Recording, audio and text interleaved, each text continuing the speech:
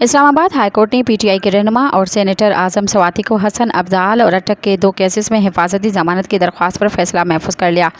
Islamabad high court के justice समन रफ़त इम्तियाज़ ने senator आजम स्वाति के हसन अब्दाल और अटक के 2 केसेस में हिफाजती ज़मानत की दरख्वास्त पर समाअत की।